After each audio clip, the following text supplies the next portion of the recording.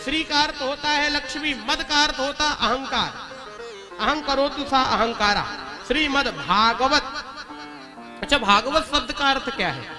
भगवत भक्तानाम चरितानाम वर्णनम यत्रैति सह भागवतः भगवतो यमिति भागवतः विद्यावतांस भागवते परीक्षा भाग्यो देन बहुजन्म समर्जितेनः। अलग अलग विद्वानों ने अलग अलग व्याख्याएं की।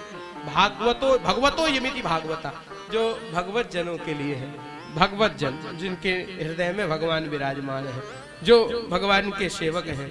भगवतो यमिति भागवता विद्यावतांस भागवते परीक्षा, जो विद्वानों को भी परीक्षा देने पर मजबूर कर दे, ऐसा ग्रंथ। और भगवत भक्तानाम चरितानाम वर्णनम यत्रीति सह भागवतः, भगवान के भक्तों का, भगवान का चरित्र वर्णन जिसमें किया जाए वो है भागवत, श्रीमद भागवत। और इसका एक सीधा सा अर्थ मैं कहूं, भाग्यो दैन बहुजन्म समर्जितेना, भाग्यवत। आप लोग अवधि में जब बोलते हैं क्या बोलते हैं? भागवत, भागवत।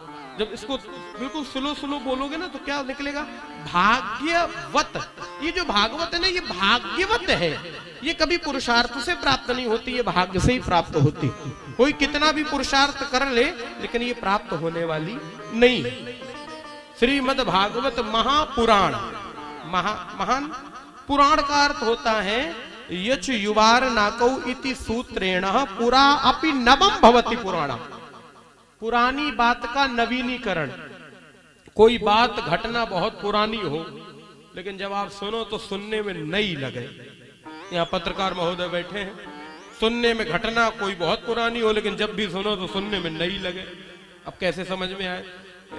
एक बार तो एक पत्रकार ने हमसे पूछा दिल्ली में, वो हमसे कहने का, महाराज एक बात बताओ, आप लोग कथा सुनाते हो, कृष्ण कथा, राम कथा, भागवत कथा, शिव पुराण कथा, देवी भागवत पुराण कथा, आप लोग कथा सुनाते हो, और हम लोग कथा छापते हैं, झूठ कथा, मर्डर कथा, घोटाला कथा, घूस कथा।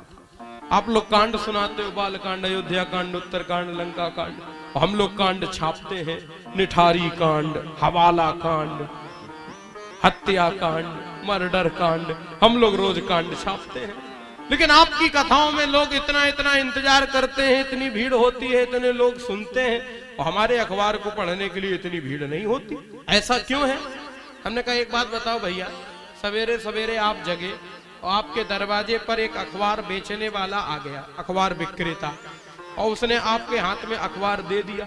और जैसे ही आपने अखबार को हाथ में लिया और अखबार के पहले पन्ने को जैसे ही आपने खोला तो उसमें मिसप्रिंट होकर के छप गया था तारीख 1 अप्रैल 2023। आपने अखबार बेचने वाले को बुलाया, इधर आओ, इधर आओ। अरे भैया ये 2 तारीख है, ये 1 तारीख का अखबार है, ये कल का अखबार है, ये पुराना है।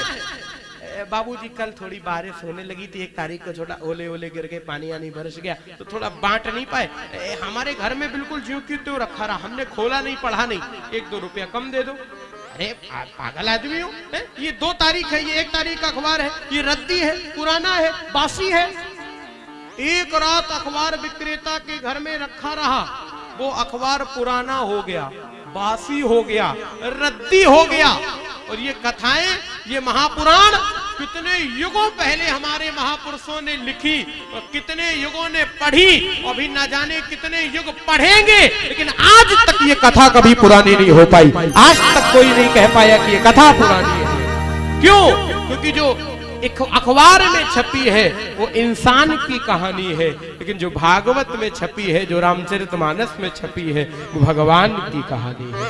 युग बदलेंगे, लेकिन कोई युग कथा की धारा को प्रभावित कर दे, ऐसी किसी युग की सामर्थ्य नहीं है। युग परिवर्तन का सशक्त माध्यम है कथा, जीवन रंजन का माध्यम है कथा, जीवन परिवर्तन का माध्यम है कथा।